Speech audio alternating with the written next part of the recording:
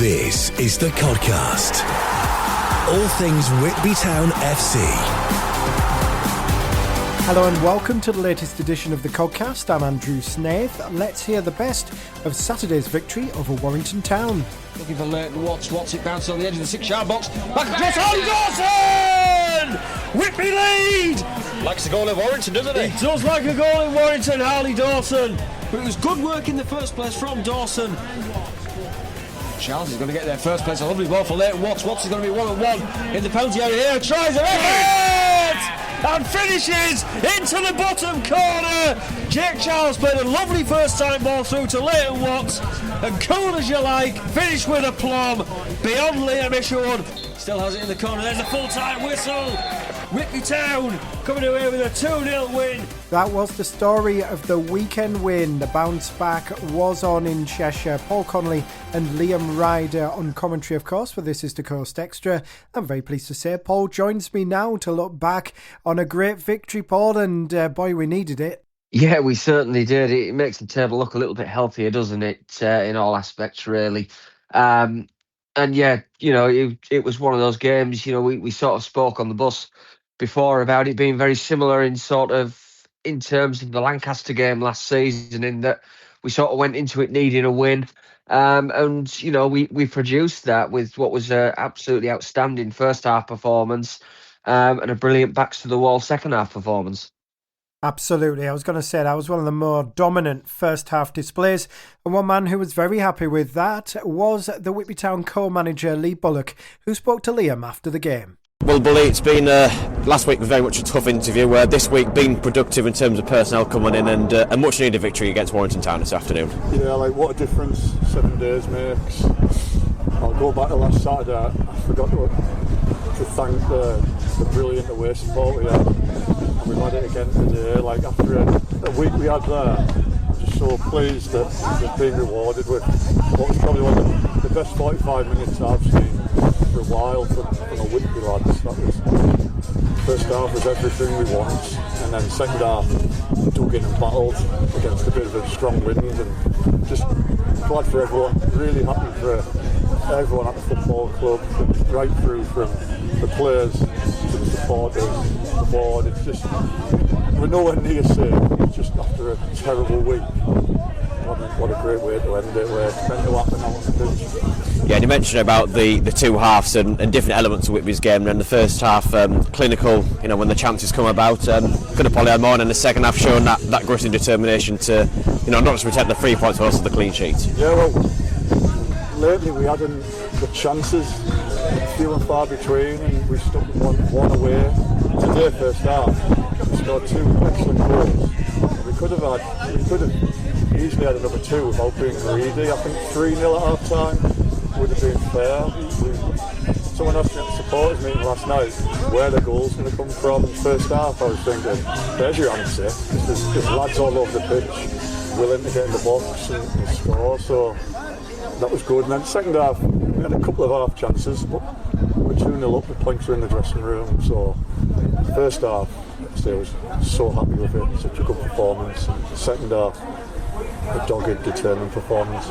Yeah, and a bit of change of system as well this afternoon with like a 4-4-2 diamond, and that worked quite well as well, because, you know, you didn't have natural wide players as such, but it gave people that sort of chance to really sort of swap and change around. Yeah, I just wanted to strengthen us up in the middle of the park. Coming here, I've told the lads all week, it's one of the toughest away games you'll get at this level. I wanted us just to be strong and solid, and I said at half time, then the 4 midfield lads, the battles they were winning. There was a moment at the end of the first half where there was a scrum on the floor, and it was just blue shirt after blue shirt after blue shirt flying into it. I didn't see a yellow shirt. It was just the desire from them lot to do. And they played some lovely football, and then second half they just dug in and done what they needed to do. So yeah. Eli comes in, what a tough place to make the debut, having only met the lads Thursday. Thought he was excellent, and the other 3 lads in there we took one or 2. Yeah, and the goal scorer as well, two players which you sort of highlighted the last few weeks in terms of how instrumental they are. Hardy Dawson, the first making that late one into the box, and then later watch really show what he's all about, and probably could have one just before that as well. Yeah, we moved Harley a little further forward today because of his energy, his legs, his aerial ability is brilliant. He won so many headers in there, and he got himself in the box, and a lovely little back post finish. A couple of strikes second half, but that was a Harley performance, full of energy, full of enthusiasm, and fair play, he's captain for a goal. Leighton, that's why I love Leighton.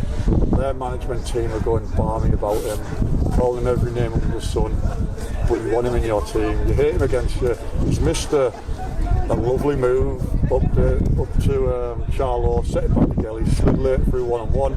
He's tried to lob the keeper, it's just gone wide, but Leighton's not bothered. Next one, he goes through one-on-one, he just slots it in the corner and off he goes celebrating. That's why I love him, because he stays out there, he never shirks responsibility. Yeah, he does our heads in, he does opposition's heads in. That's the kind of player he is. Yeah, and you referenced already about Elias Lenz coming into that midfield and really looking at home, and I guess now you've got him tied down to the end of the season. Also, I suppose exciting times the fact you've got two other players to bring in who, what was already a strong enough looking bench this afternoon, that they can really add to that next few weeks. Yeah, like from last week's bench to this week's bench, it's night and day, and then two very good animals this week as well. The two of them from Sunderland, brilliant. Eli came in, warned him it's going to be not what you're used to in the Premier League, Youth League. Not going to be passing balls all over the place. It's going to be headers and tackles. He done that. He got himself a brilliant yellow card for smashing someone. But when the chance came, he wasn't scared to try and play. So excellent. Again, it's one game. If he comes and does that for another 5 for us, there's a lot of teams out there will be watching him, and that's the objective of why he's here. Help wasn't help himself, but an excellent debut today. Yeah, just looking at that next game, mentioned about today being tough. Another tough one back at home next on Good Friday against FC United in Manchester. But again, I'm sure you're going to take plenty of heart from that performance this afternoon. Lord, if we produce that 45 minutes again, whether it's Warrington away FC, that's a performance that beats anyone at this level. It's the moments that we have that aren't quite right, and that's the situation we're in, because we're a bit nervy still.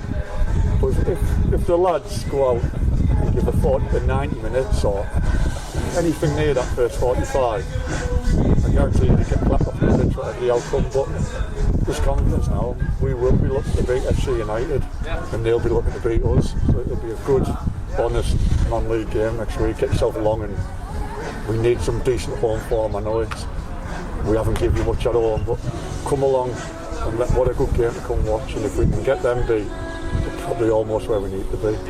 Thanks, Bully. The Codcast, all things Whitby Town FC. That's Liam Ryder speaking to Lee Bullock, Whitby Town joint manager. Happy man after that victory. It's now back to a 5-point cushion, but then the busy Easter spell comes as well. So it doesn't get easier, that's for sure, with the league leaders coming. We're going to talk about that in a little while. But one of the stars of Saturday's display was the debutant, the German midfielder on loan from Sunderland, Elias Lenz, and he spoke to Liam after the game. Well, Elias, first of all, welcome to Whitby Town. Thrown straight in the deep end this afternoon. How much do you enjoy it out there? I really enjoyed it. I mean, first win, first of all, and then all the lads just gave everything on the pitch, and it's just different kind of football, playing men's, and I thought we fought really well, so really enjoyed it. Yeah, like you said, they're quite different to what you probably had in academy level, but straight away Lee Bullock mentioned it just before there that getting yourself a booking, he actually quite approves of that there. Yeah. I mean, I think just the booking shows you're in the game, shows the opponent, alright, you're not going to go here easy, we're not going to go easy on you, so I think the booking is always good. Maybe it's a bit unnecessary, first half, but yeah, just a statement. Yeah, and just tell us a bit about yourself, because obviously come here on loan from Sunderland, but started out at RB Leipzig. I'm sure you've really developed your game quite well over those couple of clubs. Yeah, RB Leipzig really a pressing club. Came through all the youth academy. Enjoyed it, but it's a different kind of football as here in England. So I wanted to come to England. I had a bit of bad luck with injuries over the couple 2 years in Sunderland. but now fit again, and now playing for Whitby and enjoying it. Yeah, and of course it was just you involved today, but next week we're going to have the other two lads join as well. What can you sort of tell supporters about them? Oh, I'm really confident about these guys. A bit younger than me, but still like a lot of confidence. These guys, really good defender. I'm sure he will fit in, and then a winger at 10, I would say, really good one-on-one. Something we need to create chances and score goals. Yeah, and I'm sure you're looking forward as well next Friday and the first game at home and against one of the teams near the top of the table. So I'm sure it'll be a good eye opener for you, that one. Yeah. I mean, it's always good to play close to the table. Always just a bit more fire in there, and I think we trained well on Thursday. Really good game today, and I think if we work on from this next week, we can really win this. And yeah. Thank you, Sean. This is the Codcast. Smith with the effort!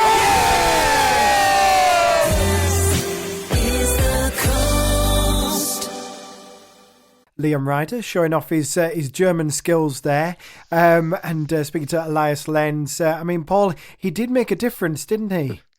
Yeah, he certainly did. I think Bully and JK changing to more of a midfield diamond really benefited Whitby, to be honest. It was something that, we've been sort of saying for quite a while, that we need a bit more strength in the middle of the park. We need a little bit more bite in there. And Elias, for, a lad who's playing his first senior games, certainly showed that for Whitby. I thought he was outstanding as part of that midfield diamond. He got stuck in, he got into his tackles. I know Bully was almost impressed with his yellow card, which you don't always expect from your manager. But I think he was impressed with it, because he'd had a bit of a strong one on him not so long back, and then he'd sort of responded and gave his lad a bit as well. So I think he did really well in that midfield diamond. Obviously, Gelly was in there, who was probably the shortest of the three. It was a very big midfield in terms of height on the afternoon. I think that suited Whitby really, because it just allowed us to have that bit of strength and win those battles in there where we maybe haven't been in recent weeks. And then obviously Harley Dawson behind Jake Charles and Leighton Watts, he was really effective in that sort of role there. It allowed him that bit of freedom to sort of get into the box and cause problems, which was ultimately shown by the goal that he scored. He started the move off, and then he made that late run into the box to make sure he could be on the end of it when Leighton Watts' effort was tipped into his path. So on the whole, certainly in that midfield, I thought Elias brought a lot, and I'm looking forward to seeing more of him and the other two Sunderland loanees. Absolutely, yeah. And Thommo called it last week. He said stranger things have happened than a Whitby victory on Saturday at Warrington, and that's what came to pass. Here's the view of Thommo. So it's Warrington Town 0, Whitby Town 2. Can you believe it? What a performance that was. It ended up 2-0, but it could have been more. Everybody were fantastic, from Shane Bland, number 1, right till Jake Charles, number 9. Everybody were fantastic. And I tell you what, that German midfielder got on the ball, he moved it, he passed it, and it was great. The results have been funny, because everybody's won below us, other than Morpeth. But it shows you that this team has got fight, they've got the ability, and this team will stay up. It's funny, because we are a good side. We should never have been in this position, but we are, and we've got out of it slightly. We need 2 more wins, would certainly keep us up. 100% it would keep us up. But tell you what, having watched that team today, there's the fight, there's the desire, there's the willing, and this team will stay up. Up the Blues. That was Mike Thompson reacting to that victory. So we look ahead to the busy Easter period, Paul, and it starts with that tricky game. We've struggled at home for most of the season, and SC United of Manchester are next up at the Tobar Express Stadium. Yeah, it's going to be a tricky game. They really gave us a tough match in the previous one right at the start of the season. I think it was a 3-1 defeat that evening, and FC United certainly deserved it, and they've maintained that sort of style of play and that way of playing throughout the season. They'll probably be glad to be getting back into action after a 7th postponement against Stockton Town last week at Broadhurst Park, and then obviously a free weekend, the weekend just gone, so they are going to be a little bit more rested than Whitby. But ultimately, I think it's one of those we just have to go out and bring the best elements of the performance from Saturday afternoon into that game on Friday. It's going to be a tricky game. We know it's going to be a tough game. Plenty of experienced campaigners, plenty of tricky players in there. There's a lot of quality in that FC United and Manchester side, and Mike Beasley's been there and done it, hasn't he, in terms of getting teams out of this league, and he looks to be going that way again. They're challenging for the title, and we're scrapping for our lives at the bottom end of the division. So, there's one thing for certain: is neither side's going to be sitting back, and neither side will be resting on their laurels in that one. They'll both be going for it, and it's going to be interesting to see how JK and Bully play it, because the midfield diamond potentially opens you up for FC to punish you down the sides, which obviously Whitby won't want, and they'll want to try not to put too much pressure on the fullbacks on the afternoon. So interesting to see how Whitby approach that one. But I'm looking forward to it. I think it'll be a good game. It'll be a pretty open game, I think, and there's again, like Thommo said about Warrington, stranger things have happened, Goose.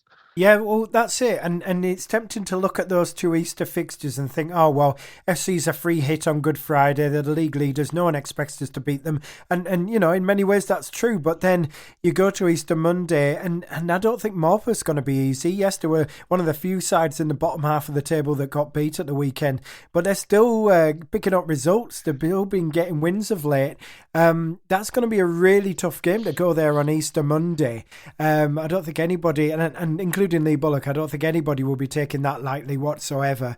Very interesting to see, but yeah, I wouldn't be in the least bit surprised if we gave FC a real game over the weekend. You mentioned earlier, yes, those Sunderland lads, 2 more to come in over Easter weekend, so we might see a bit of Finlay Holcroft, the right-sided centre-half or right-back, and also Charlie Dinsdale, who's an attacking midfielder, but it'll be one of the few occasions, maybe even Jack Kilpatrick as well, local lad who signed recently. We'll have, you would think, a proper full-loaded bench for that game, Paul.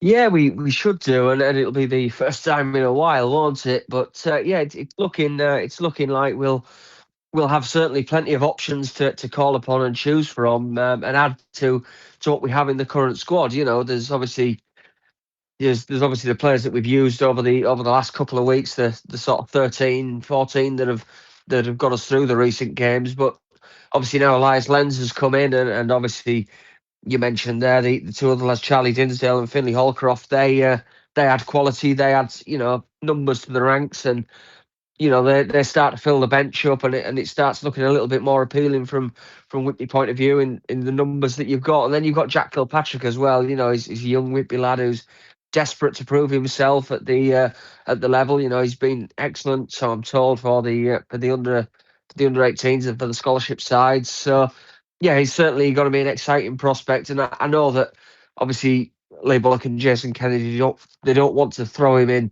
straight into a battle, but he's certainly up for the fight. He's certainly up for having a go for it as well. So that's always a positive to see. But hopefully, we can start to look at getting the job done over Easter weekend, and potentially introduce more of the likes of sort of Callum Wilson and Jack Kilpatrick into the squad over the last 3 or 4 games. But yeah, like you mentioned, obviously the job's not done, but to go into these fixtures with options is certainly massive from Whitby's point of view, and it'll give certainly Lee Bullock and Jason Kennedy a few fewer headaches in terms of basically, are we going to have to go on the bench, I think.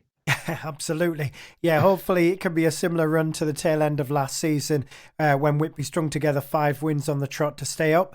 But also plenty going on off the field as well this weekend. It is Morpeth Town away on Easter Monday, but before that, Good Friday at home to FC United of Manchester, Paul. Plenty of people selling these, so you can get hold of them in the run-up to the game. But also, Easter draw tickets will be available at the Tobar Express Stadium during the game, I understand. Yes, they will. Yeah, they'll be on sale from the club shop, and I believe behind the bar as well.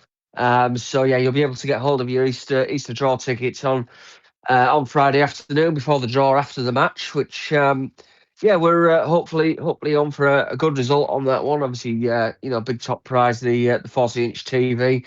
There are plenty of other cash prizes as well. And a few other local businesses have donated prizes to the Easter draw. So yeah, it's looking good for Friday afternoon. So if you want to get your tickets and you can't make the match, just head to whitbytownfc.com/payments, and it'll be on that section on the club shop. And if you are at the match, obviously pop into the club shop and see Claire or see Steve Brogan or Emma behind the bar in Turnbull's Bar, and they'll be happy to help out. And it's just, you know, a vital fundraiser for the football club to help us through the back end of the season. But as well, you know, there's not just the Easter draw on the day, there's a 50-50 draw to come as well. So that's obviously something that you can get involved in, whether you're at home or whether you're at the match nowadays. Obviously, again, go to that club shop section on the whitbytownfc.com website and just find the 50-50 draw and get your entries in, because, you know, the more people that enter it, the bigger the prize fund. And we're expecting a crowd that'll be very good on Saturday with FC United going for the league, and hopefully plenty of people from Whitby trying to get behind the club and help us to survival. So, you know, hopefully we can get a 4-figure crowd in and really have a bumper 50-50 draw, because you know, we've seen the online sales have really boosted the pot over the last few weeks, and it'd be good to see us break a record, I think, this weekend if we can. Absolutely. And talking of fundraising, there's that brilliant prize, the Victoria Hotel, the beautiful luxury Victoria Hotel at Robin Hood's Bay, Paul. I mean, you can win a stay there. Yeah, you can. You're getting a 2-night stay at the Victoria Hotel for potentially just £10. You know, what more can you say to that? It's an excellent prize, isn't it? And you just have to look at the videos. The hotel's absolutely stunning. They've done an amazing job on the refurbishment, and you know, anyone from around the area and anyone from away, I'm sure, that's visited knows that Robin Hood's Bay is an absolutely stunning setting. You know, it's beautiful place to go and enjoy a stay. And obviously, you know, we mentioned there, you don't just get the 2-night stay as well. You get, you know, your breakfast each morning. You get a three-course dinner on one evening, and then you get an afternoon tea on another day as well. So you're really, really spoilt for choice on that one. So yeah, for £10 to potentially win that, I think it's an absolute no-brainer. This is the Codcast. We end with Booster Budget. Yes, we do. It's a difficult one with Booster Budget now, because obviously we're out of the registrations window. So, you know, we can't add to the squad and likewise can't detract from it either, which I think is important to note. But yeah, obviously no more chances this season to add to the squad, but it does start building the pot for next season to help Lee Bullock and Jason Kennedy start to sort of formalise their plans and what they want to do and how they want to build that squad going into the 26-27 season. You know, it'll be Whitby's 100th season, and you know, everybody wants to try and make sure it's a good one. So yeah, that's obviously available online as well via that club shop section. You can donate as much or as little as you like. You can set it up as a standing order, or you can even just get in touch with Craig Moth, the club treasurer, and he'll certainly be able to work something out for a one-off donation if that's what you feel like. But yeah, you can get in touch with Craig at treasurer at whitbytownfc.com. So yeah, it'd be good to get that up to a flying start for the 26-27 season and try and get it and try and give Lee Bullock and Jason Kennedy as much help as possible. Quite right, Paul. Thank you very much for joining us. Also to our other guests, Lee Bullock, Elias Lenz, and Mike Thompson as well. And we'll be back after Friday's game, Good Friday. It is FC United of Manchester, the league leaders, at the Tobar Express Stadium with a 3 p.m. kickoff. We'll be back during that Easter weekend ahead of the trip, the huge 6-pointer at Morpeth Town, but it's not literally a 6-pointer. Easter Monday, 3 p.m. kickoff for that one. Thanks very much for joining me, and we'll be back very shortly indeed with another Codcast. Bye for now.